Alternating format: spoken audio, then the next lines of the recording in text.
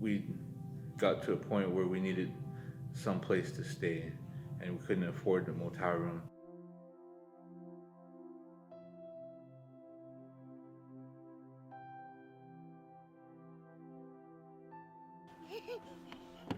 Because we're not married yet, we got contacted by a few places in Kansas City, and they told us, unfortunately, we only have room for you and your son, and we don't have room for Nicholas. We're both CNAs. Had tried to get a couple contracts in Kansas, and they had fallen through, so that left us in a bind. We were delivering food for DoorDash and Postmates and renting weekly rooms until we were going to figure it out. And so that's when Angel found IHN, and then we went through the process.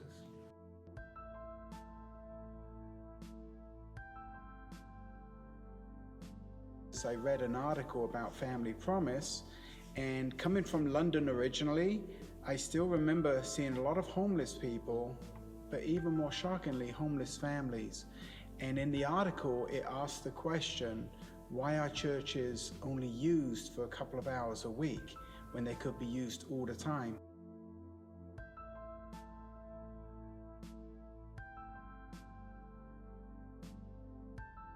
What they wanted us to do in IHN was to save all our money. The main thing we did was pay towards our car payment. When we first came down, we had a different car. We've been offered a vehicle because we unfortunately lost our vehicle. We had wrecked our car, and we had to go without a car for 2 weeks if we were to wait for the insurance company to help pay out for that. But IHN had a car, and they were willing to give us the car. We didn't know that was even a possibility, so we were just floored. I had never received anything like that in my life, from anybody or any program whatsoever.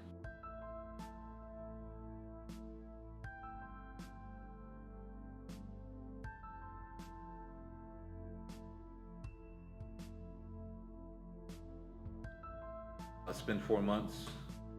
For about 2 months of that, the virus has been around. When the pandemic happened, it was really scary because we were uncertain of our future again. So it was kind of like we were at square one.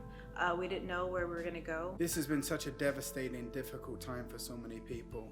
And on top of that, to find yourself in a situation when you're homeless, our church can do it. We have a good facility because our church is an old school, so we have these big classrooms. We actually have beds that our guests can sleep on, and that was a donation from the hospital. So we have kind of the perfect setup for them to stay.